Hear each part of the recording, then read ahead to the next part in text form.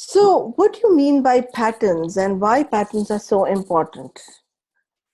I realize that all of us, whether it's our facial expressions, whether the way we look, so we all human beings have two eyes, one nose, lips, anything other than that is said born differently. We're all looking at something where we look the same, we behave the same. Like we all eat food 3 times a day, we all need love, we all have the same kind of internal body, even if we are belonging to different nationalities. The color of our blood is same, and there are so many factors which are same in our life. So patterns are something which basically means something is getting repeated again and again. And why would it be that something is getting repeated again and again? What's the importance of that? Why does the nature want to do that? Is the nature playing bluff with us and saying, hey, I'm just giving you patterns just for having fun? Or is it that pattern really has a meaning? So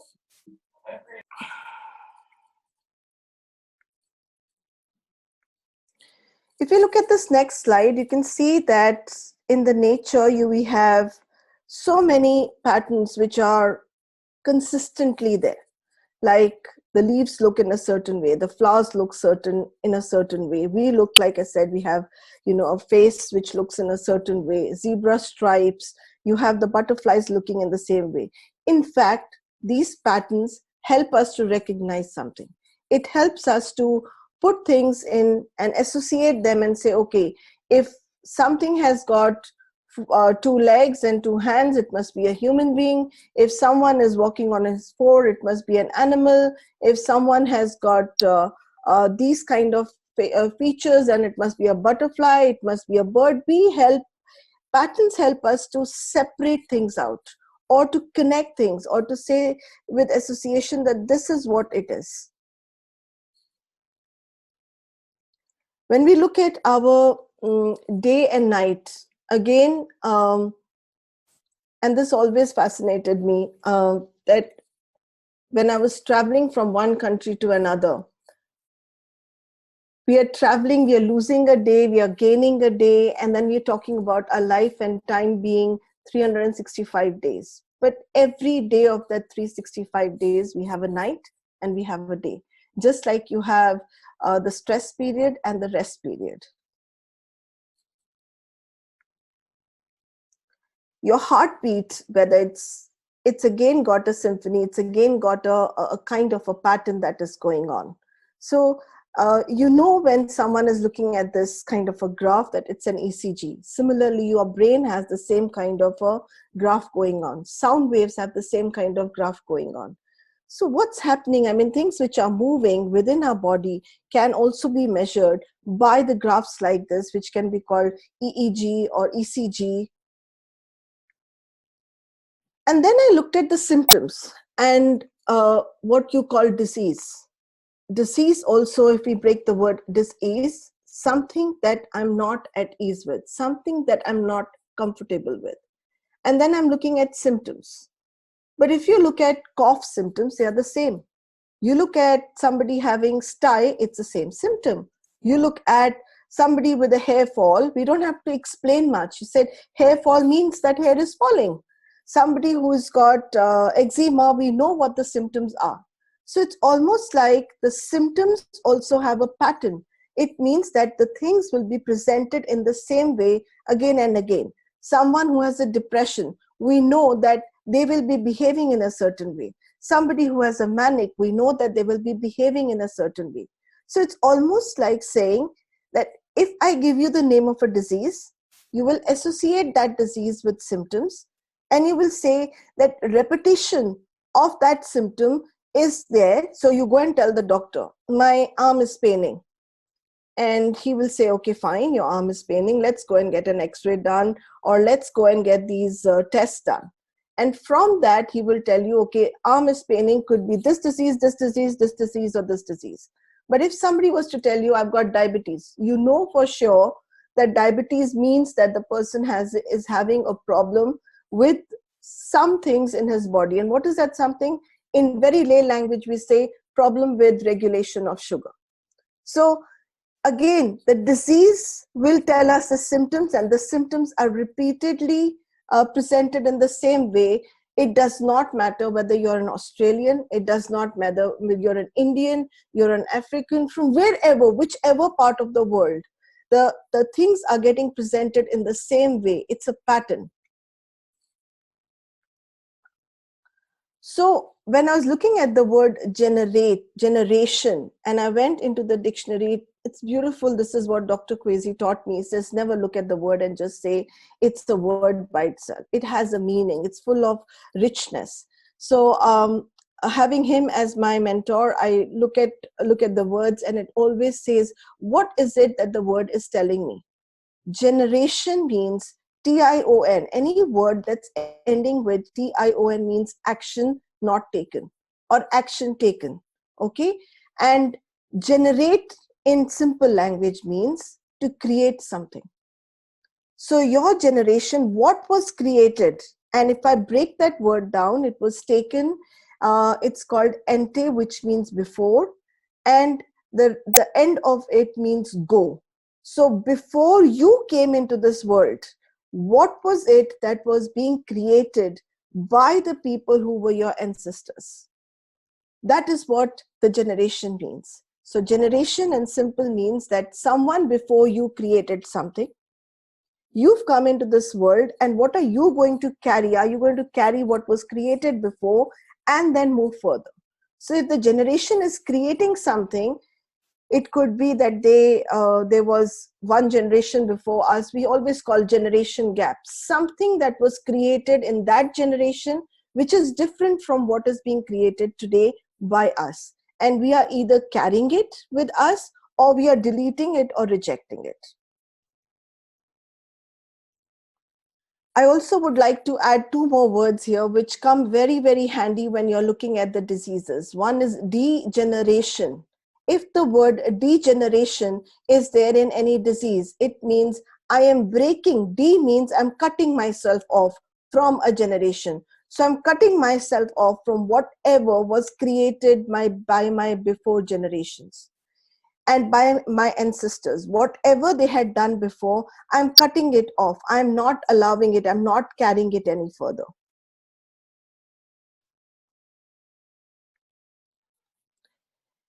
A lot of mention in the last few years when I've learned with Carl Dawson, he talks about matrix reimprinting, and a lot of scientists are talking about the matrix, the invisible web. So it's very simple. If something is happening to me in this part of the world, I am connected with you into the other part of the world without you even realizing.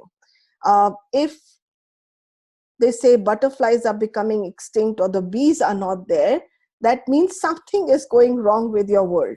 So in the matrix, we are all connected. We are not separate identities.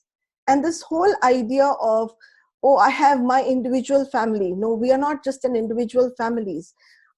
We are connected again ahead in time with everyone. In fact, I was reading somewhere and said, and it so beautifully said that none of us are created by one kind of a thing. So the husband and wife, or the man or a woman, both of them have come from very different families which are connecting together, or different nationalities. And even if they are of the same nationality, they may have different languages that they're speaking, or different value system. There is something that is different about two people when they come together, and they are creating from there a whole network. So basically a matrix means like a chain, like a network, like a web. Can you imagine a spider, and a spider creating a whole web? And in that web, if you are trying to it's like all of us are suspended in that web. It's all of us are like just sitting in that web.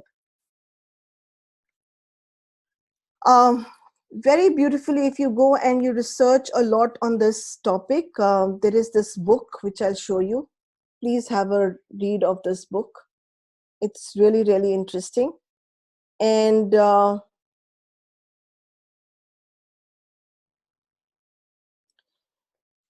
in this book, they share the idea that our subconscious mind and what we think, we across generations, across space, across time, across boundaries, are sharing our beliefs, ideas, some moral attitudes, and something that connects us together. We are all, like I always say, it doesn't matter what kind of food you eat, but you eat food 3 times a day. It doesn't matter how you make love, but what's important, whenever you will find two people loving each other, they're always snugging towards each other, they're always holding each other.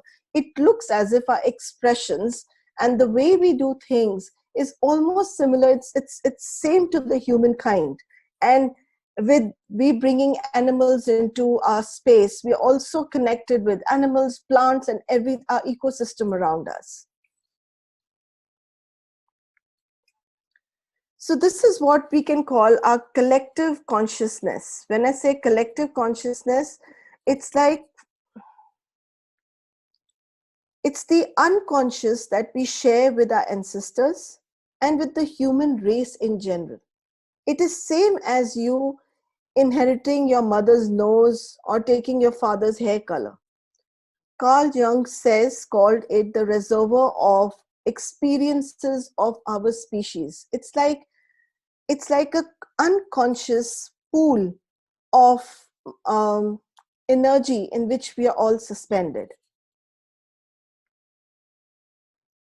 And in this, I'm now bringing the concept of what in meta health we call Yudin or trauma. If you look at the word trauma, and this is really interesting for me, words like trauma, which are ending with ma at the end, it's almost like saying something is happening. And whenever I see such words which are like ending like ma in any language means mother.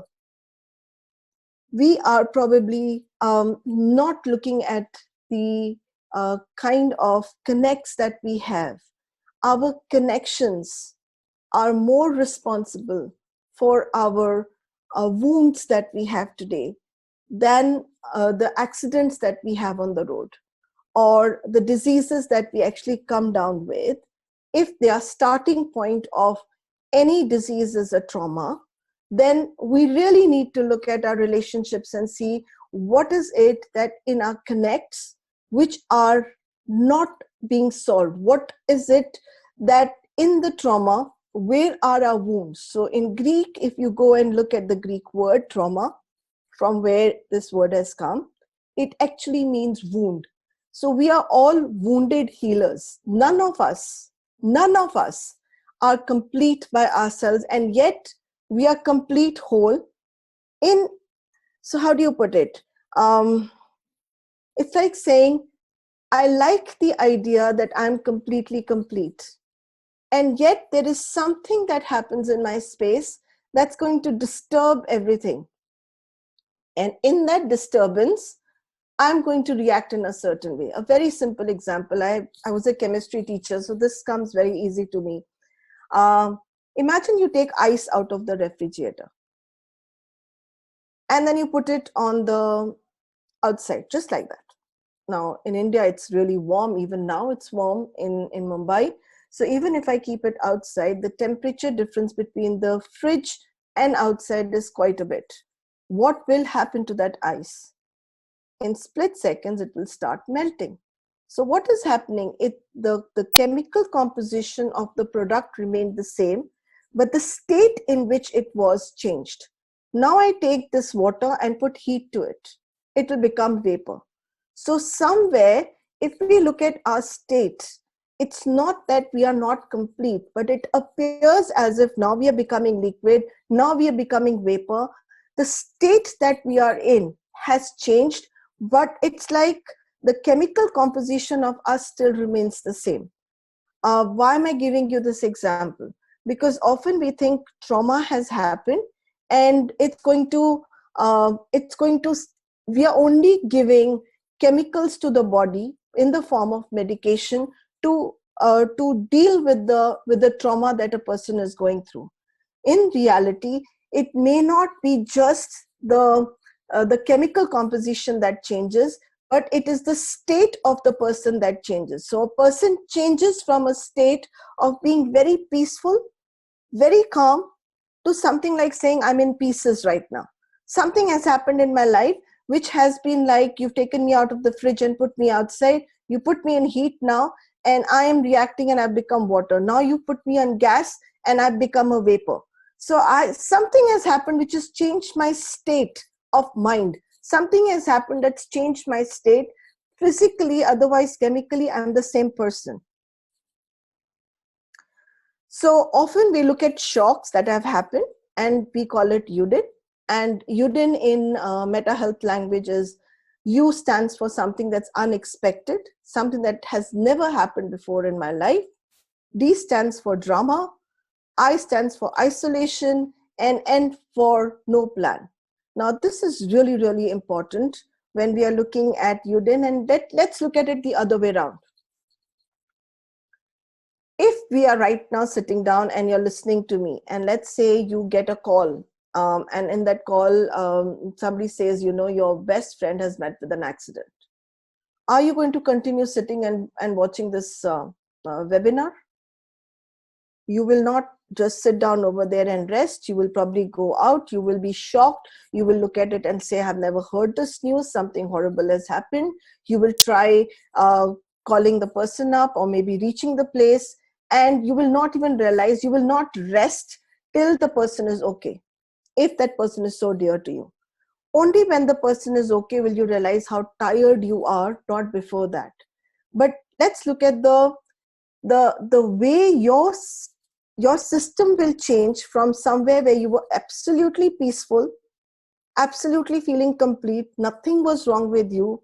Because you've heard this news now, you're feeling shocked, and something has happened where you're feeling suddenly your life is turned into pieces, and you need to kind of just move and bring it back into peace. So I hear Dr. Kwesi often saying, we are peace by ourselves. If we are peace, then something is happening that's taking our peace away and moving us into pieces and pushing us into a state of unrest.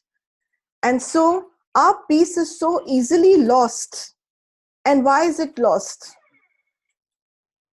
Is it what is happening that's making me lose my peace and make it into pieces?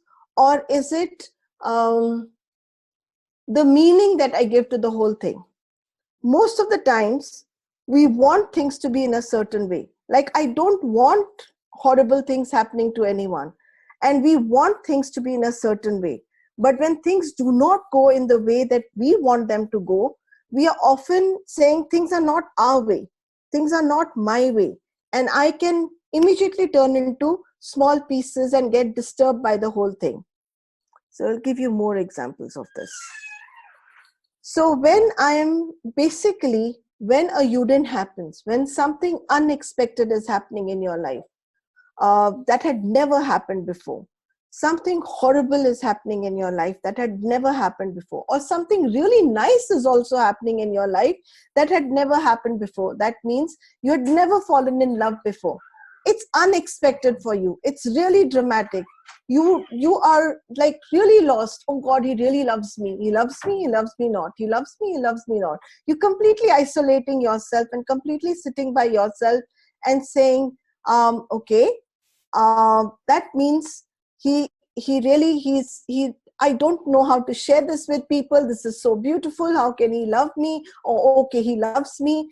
And then I have no plan what to do further about it. So shocks needn't always be negative. They can be positive too. What the shocks do is that they break the old pattern and create a new pattern in the system. So something that was going on before has got shaken up and something new has got created in its place.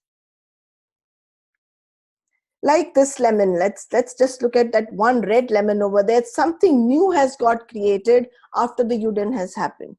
Now, when the UDIN happens or the shock happens, we can either benefit from it, actually benefit from it, or we can lose it all. Now, somebody will say, how can you benefit from it? Let's take the example of Mahatma Gandhi. Mahatma Gandhi was traveling in the train, and he was thrown out of the train because he was traveling in the first class compartment. That must have been a very big Uden for him. He was told, you are a bloody Indian. And he was actually said, how can you be traveling in the first class? You're not allowed to do that. And he was thrown on the platform. And I'm sure that was unexpected for him, dramatic, isolating. He did not know what to do. I wonder what he thought when he was lying down on that platform. Did he think, oh God, this is the worst thing that's happened in my life? Or did he then from there create something that was amazingly more beautiful? He probably felt so humiliated lying down on that floor that in his plan and in his internal language, he must have spoken to himself and said, I will show you who I am. And he probably created freedom out of the whole story. So it's up to us what we can create. We can either create freedom for ourselves or we can create disease for ourselves. So a lot of research, and the first time that I heard about this concept about, the third generation actually getting impacted by the Uden at the same time when, if the mother is pregnant, was from Laos many, many years back when I was in Hawaii. And it's so interesting that when a mother is pregnant, if she is pregnant with a baby girl, the baby girl already has her ovaries, which means what the mother is going through, the Uden that she may be going through, will not only be taken by her, but by the baby and by the ovaries which are present, the eggs which are present inside the ovary of that little baby, which can then impact the generation which has not even come today. So we think that Udens that happened in our parents' life, in our generation, then before generation, probably will not impact us. But more and more research is showing that whatever was happening, even in our mother's life, in our father's life, in maybe their parents' life, has impact on our life. So we are not as free as we think because we are just sorting our Udens out. And I often say this, when you're cleaning your space up, you're not cleaning it for yourself. You're cleaning it so that you can make sure that your children tomorrow do not have to deal with the conflicts that you were dealing with. You clean your space, your children are going to have a better tomorrow. So most of the communication that happens at home is one of the major cause of our disease. And that communication can be verbal communication or non-verbal communication. In fact, 65% of our communication that we do with each other is non-verbal communication, which includes your facial expressions, tone of voice, how you move, how you appear, your eye contact, how will you look at people, the gestures that you have, the posture with which you're sitting down. And verbally, what are you talking is just 35%. So let's understand this little more. Let's say your father comes back home and he looks at you and he has never spoken to you like this. That's one day that he's lost his job and he's really, really sad. But he comes at home and he says, darling, we'll have to move the country. We can't stay here anymore. The tone of his voice is really low. We can't stay here anymore. We have to move the country. I've just lost my job. What is it that's, he's just saying something, but more than saying, his voice is saying something. His facial expression is saying something. Maybe the posture with which he's walking in is saying something. Maybe he's not able to look at you on that day the way he should have looked at you. Maybe he's not able to hold you the way he used to always hold you.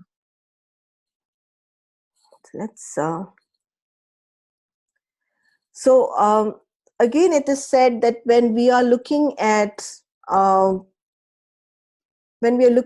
generations and we are looking at the impact, that the shock that may be there in one generation, or the shock that can happen because maybe, just like I gave you an example, father's lost a job, the impact that's going to happen on the child and maybe further on the further generations, we don't know.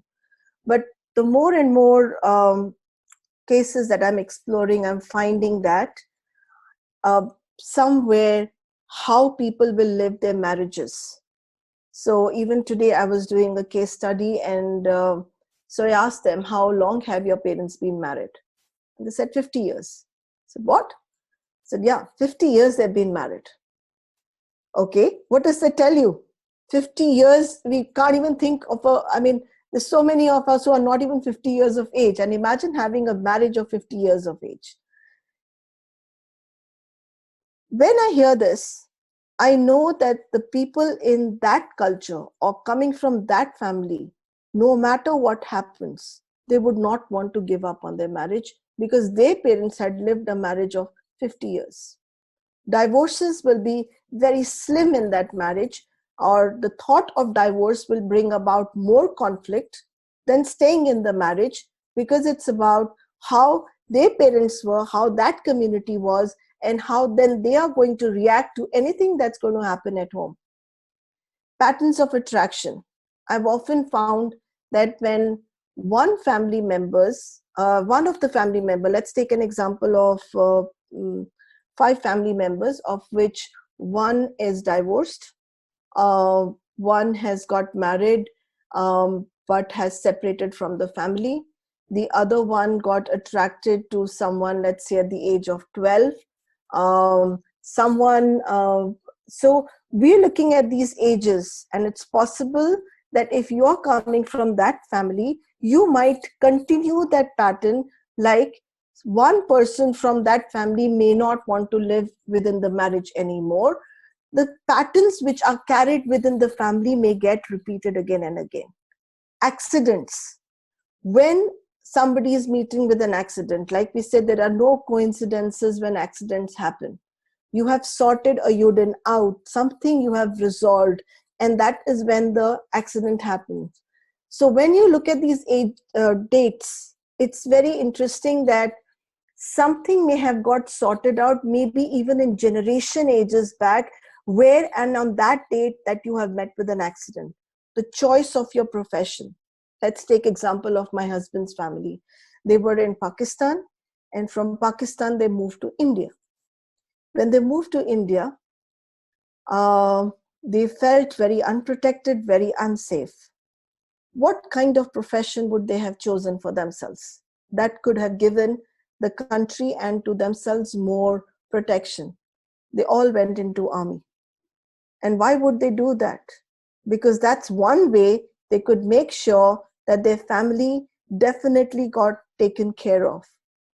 People retiring early or not going for work. Like today, there was one case where, very interesting, the great grandfather had given up his education at the age of, when he was just 4 years of age or 5, like he just started the first class and he never educated himself again. And they could not understand why his grandson didn't want to study. But the answer is obvious. Something had happened back in time where his grandfather suddenly lost interest and did not study beyond the class 2. And this kid after class 2 wouldn't want to study. Now they are probably 100 years apart in their age. But if we go more into detail, we'll find what are the Yudins that his great-grandfather had gone through, and what is happening in his space that he also doesn't want to study. Number of children people have, the way people look, the kind of affairs they will have, the kind of breakups they will have, the kind of revenges they will take, the kind, whether they will separate, whether they will reconcile, the age of deaths, all this, nothing is a coincidence. If we look at the dates, you will actually go back and see and say, oh my God, there were so many people in my family who were not there in this month. What is happening? So many birthdays in this month. So some patterns over there that you may explore in your own family lineage.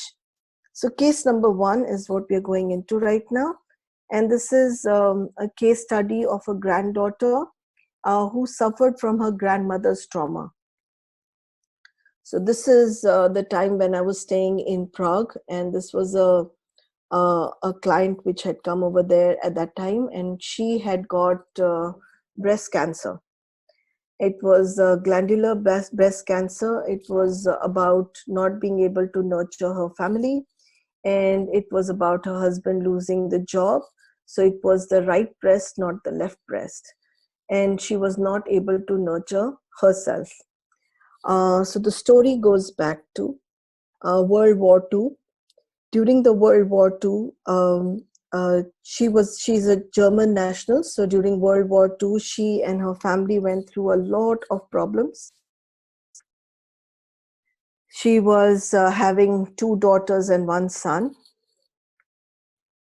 And during the World War, they lost everything and they had to run away from the house. She lost her husband, he was killed. The whole family was wiped out, and they had to move away from their house. So she is moving with her daughters and her son, and on the way she gets raped. Like, there's nothing, there's no safety for her, and she's trying to save her daughter. So they don't touch her daughters. They are young, but they rape her and they kill her son. And she's trying to find a house so that she can get her children to safety. So how will her soul be? She's already lost her husband. Her son has been killed in front of her. She has been raped. Her kids, her daughters have watched her getting raped, and she's completely in a lost state. She finds a house where an old man and a woman are ready to give them shelter. But soon when she gets into that house, the old man and the old woman, actually the old man starts using her elder daughter as a plaything. He's constantly sexually abusing her. And she gets pregnant. The elder kid is just at that point only 14 and she's pregnant. And the baby is delivered with the knitting needles. It was a horrible case where the baby was, and the baby that was born to her, this lady is my client actually. So number of shocks was first leaving the house, mother getting raped, old man using this her mother as sex object. Mother and the old lady are delivering the baby with the knitting needles. So what kind of, will she be mentally okay? Can you think of her being mentally fine? So what she did, this 14-year-old, when she couldn't nurture her child, the girl who actually came down with, the lady who came down with breast cancer, she was beaten up by her mother with the pans and the pots. All her life she got beaten up, and then she got into an abusive marriage where the husband would take away all her money, and then he lost the job. And she felt that she had to take care of him. She further gave birth to a baby girl. That's the granddaughter that we are talking about. And this girl was my son's best friend in the school. And she would always be suffering from anxiety, the same anxiety that her mother suffered. It was as if somebody's going to beat her up, somebody's going to say something to her. And nobody could figure out, nobody had ever beaten this little baby who was born to the mother who was always beaten up. She never got beaten up.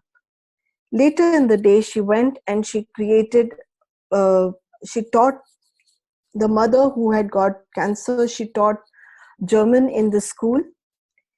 And what's really, really interesting, the girl who studied with my son, the granddaughter, actually went and made documentaries and created a whole thing on World War II. And nobody had ever told her. Her mother refused to tell her what she had gone through. I remember when this lady used to narrate her story to me and say, my mother would beat me up. She used to beat me up with pans and pots and anything that came in her hand. What we're looking at is number of shocks that the lady had taken on her, and these shocks going right up to the next generation, and people trying to, and the girl trying to, the granddaughter trying to resolve those shocks by finding the meaning of what's going on by creating documentary. Case study 2, I used a lot of drawings here. I use a lot of drawings to find out what's going on with people. And that's another thing that really helps us to understand patterns. And this is Dr. Kwesi's work that I've studied from him with Lucia color test. And he often says that color is the language of subconscious mind. So I'll show you some drawings which are done by the same people, by the people in the same house. So this is grandfather's drawing, and then we'll discuss the drawings later. So this is grandfather's drawing. This is grandmother's drawing. This is the daughter's drawing. This is the granddaughter's drawing. And this is the grandson's drawing. So we'll go back again. This is grandfather. I want you to see that in the grandfather's drawing, you can see the river. You can see 2 trees. You can see a house. And you can see that there is a lot of gap given in the paper. There is nothing in the first 1/3 of the paper. And the sun is red in color. So I just want you to first look at the trails of the similarities in different people in the house. So 2 trees or 3 trees, if I'm not mistaken, 3 hills, a red sun, you have a house, a small hut, which seems to have 2 windows and a little bit of a river flowing and a gap in beginning. Now we're going to the next drawing, which is done by the grandmother. Can you see the grandmother has left space on the other side of the paper? Can you see that? On the other side of the paper, she's left the space. She's again got hills and a river flowing over there, but a house which seems quite insignificant right at the end. But the trail is almost everybody has a river flowing through. This is again the daughter drawing, again 4 hills. You have the tree in the same way.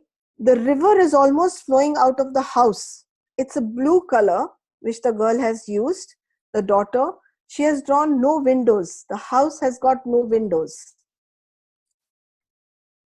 Granddaughter has again drawn the houses with no windows, no doors. There are a lot of hills and again the river in between. But look at the grandson's drawing. It's entirely different. We know that the way the grandson thinks is entirely different from the whole family. So the grandfather, the grandmother, the daughter, the granddaughter all think in the same way. But the grandson has a very different way of thinking. Let's go back again. This means when there is a gap right at this end of the paper, it basically means that the person is scared to look at the future. The water coming from the end that it is coming, it means that his background from where he is coming is a very fuzzy background. It's a very frail and a very, how do you put it? It's not a very happy background that he's coming from. The trees over there suggest the number of things that he wants to do, but specifically what we really need to look at is the house and the color of the house. It's yellow in color, which means he's got very, very high expectations of everybody in the house. The grandchildren, his wife, his daughter, all have to lean up to his expectations. They have to do what he's asking them to do. And the sun being red and yellow in color, he's looking only for success and nothing else. If we look further over here, sorry.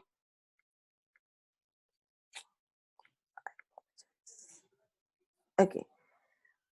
If we look at the second drawing, the grandmother has got nothing in the past. Again, there is a gap over there. The river again means there is throughout her life, she's again been married to this man for about 45, 50 years. And she's led her entire life doing what he's asking her to do. And there's so much of blankness in the paper, which means she doesn't want to share herself with anyone. She's very secretive. She wants to keep everything to herself. Looking at this drawing again, there is hardly any color in the background. She wants to keep secrets, and she's feeling claustrophobic in the house. The daughter is feeling claustrophobic because she's living in the house with her parents. She's not living with her husband. Look at the granddaughter. She's made how many houses? She wants her father to make houses, and all the houses have got no doors, no windows. She's feeling suffocated in her grandparents' house. And the son is having absolute different way of looking, and he's drawn the hills right below and green in color, which means he's either on drugs, and right below the hills have gone, which means his life he's creating with full of obstacles. Now look at over here, the color combinations that they picked up. For the first four people, the color combinations are almost similar. It's like pink and red in color, pink and red in color, yellow and red in color, orange, pink again, orange in color, but the son has picked up, the grandson has picked up absolute different colors. The colors which are rejected at the end are the ones that he's picked up right in the beginning. We don't need to understand the colors right now. If you know what the rainbow colors are, we know that the spectrum of the rainbow colors will not have a black, will not have a brown right in the beginning. But if we see a black brown right in the beginning, and we see bright color like a green, a yellow color, sorry, the yellow and the orange color going at the end of the spectrum, like in the grandson's case, we know that his whole understanding of what success should be is entirely confused. He is not in sync with his family. What happens to a child who is not in sync with his family? Will he feel isolated? Will he feel completely out of the zone? Will he feel that he doesn't belong to this family? And others are all behaving in the same manner. Will they feel in sync with each other? Will he feel as if they've clubbed against him? And it's so obvious in his drawing and in his color combinations that he wants to be desperately accepted by people. Let's go a little further.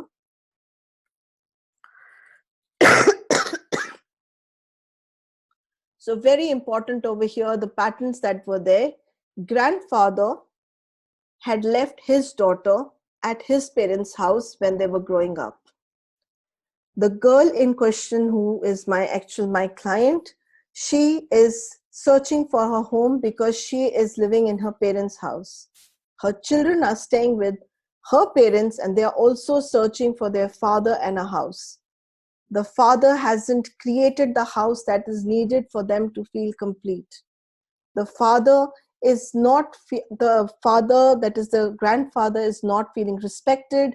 Daughter is not feeling respected. Granddaughter is not feeling respected. Nobody in this house is feeling respected because there is a displacement of who will take care of children.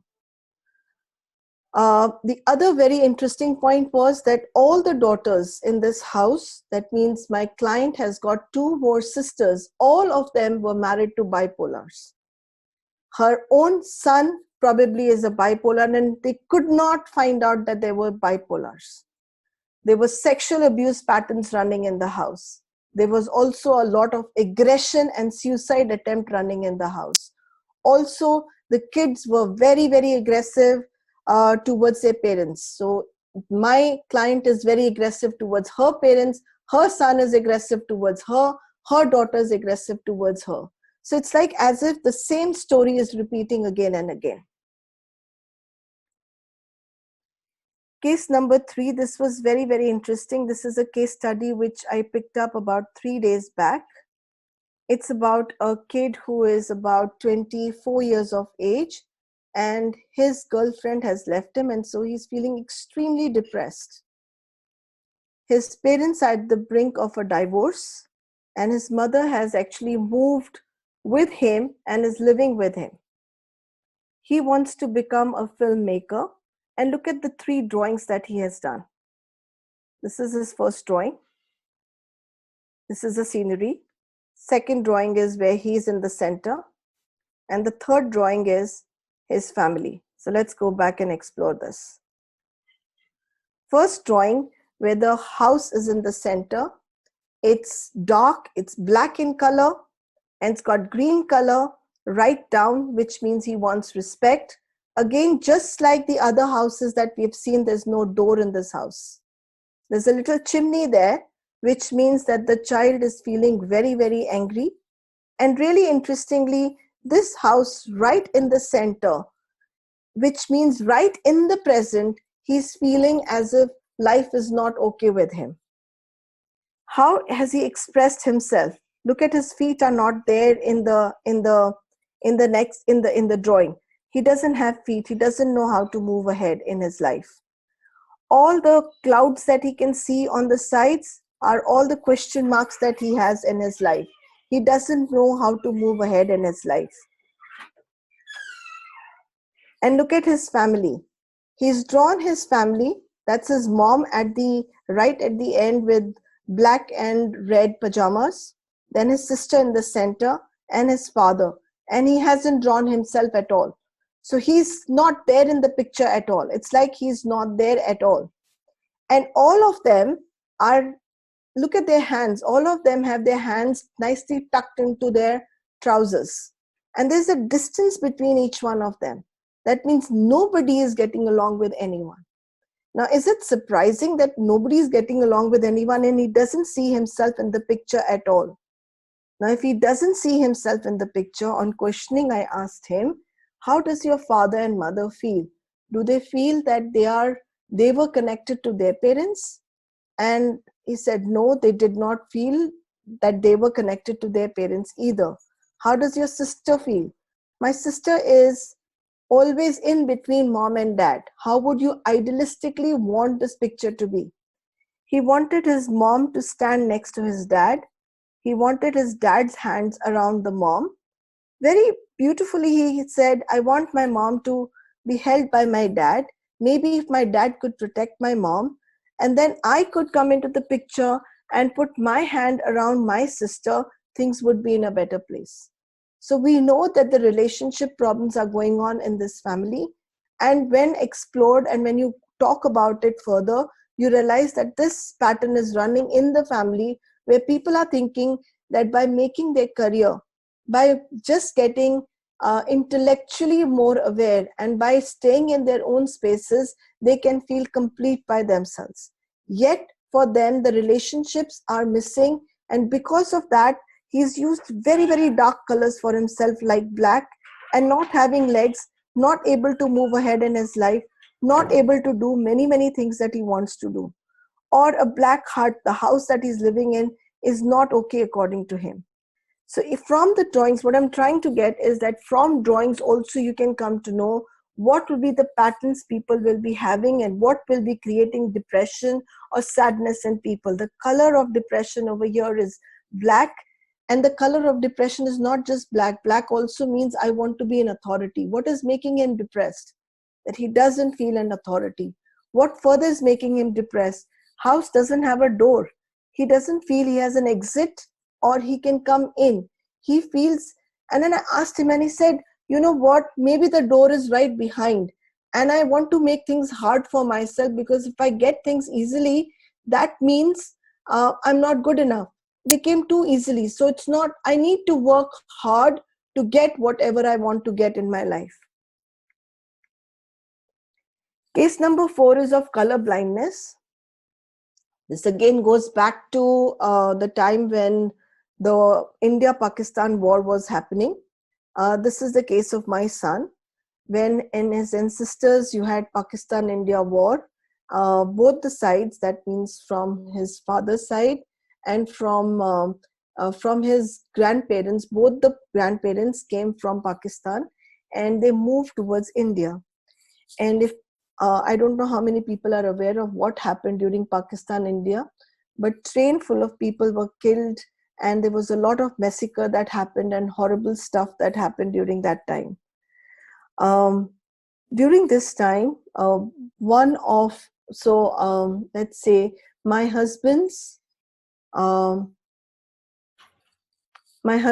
father came from Pakistan, and when he was coming, he lost his daughter on the platform while she delivered a baby on the platform. He lost respect, he lost security, he lost his country, he lost his identity, and he lost his pride.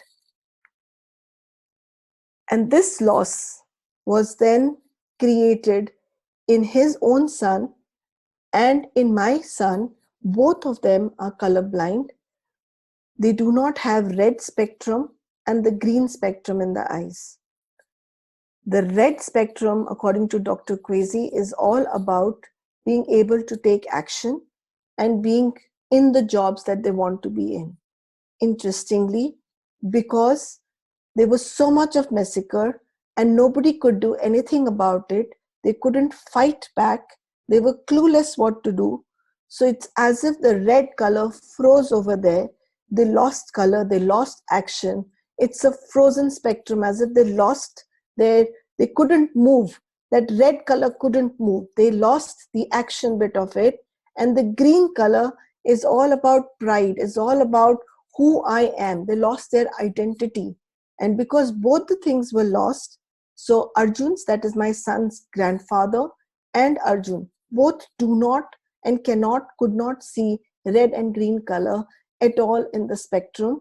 And they can't make out what's green and what is red. Let's go to the next.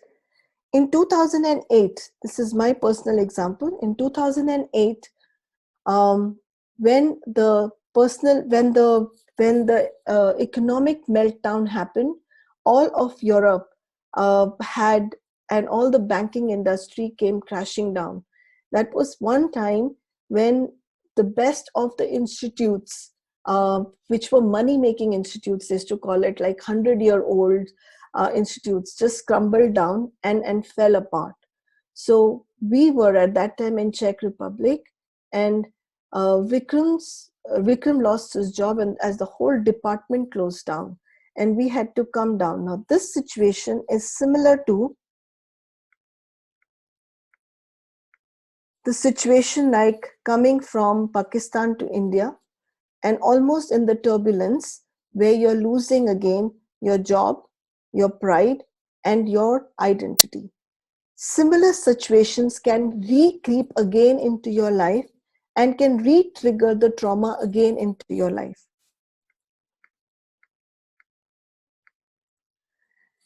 This was the time when Vikram, because he had to take a setback, not just he, so many people in banking industry, so many people across the globe at that time lost their job. But did everybody have the same problem? No. But he had similar issues as his father had or other people had in his family, because it's re-triggering the trauma. So this is what I was talking about, that my son had color blindness and his grandfather both have color blindness. India and Pakistan partition left a lot as a partition in their eyes. There was also another disease that passed through the generations, and that was called muscular dystrophy, in which they couldn't move. Many kids who moved from there within our family then came down with muscular problem and they could not move. Case number 5 is the severe hair loss case, again connected with the Pakistan-India war, again to do with my daughter. When they moved from Pakistan and came to India, like I said, they lost everything. They lost love, they lost affection, they lost connections with people. Many years ago, my mother-in-law lost both her parents in Kanishka airplane, with 326 people died across the Atlantic Ocean, and her parents both expired in this air crash. Soon after this, 6 months later, her husband met with an accident, who was an army man, and died, and nobody could save him. In both these instances, or in all the three, when you're moving from Pakistan to India, people couldn't say goodbye to each other. In Kanishka airplane, where she lost both her parents, there was no time for people to say goodbye to each other. When Her husband, that's my Vikram's father, lost his life on the road, in a road accident. He did not have time to say goodbye to his kids. My daughter, when we came back from Prague, Czech Republic, during meltdown and put her in the hostel, there was no time to say goodbye to each other. We just sent her to the hostel, and both the kids were left over there. And soon after this, she absolutely went bald. Today, all we had to do during the therapy and when we did generational work, we have to look into each other's eyes and say to each other, I will meet you again. Till we meet again, we will meet again. This is like a promise that we give each other. We will meet again.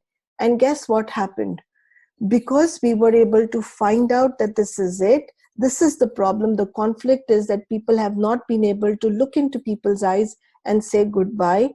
Divya, my daughter, was able to regain back all her hair on the head.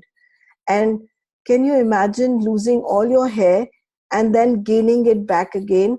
And this took about 1.5 years before she could get all her hair back.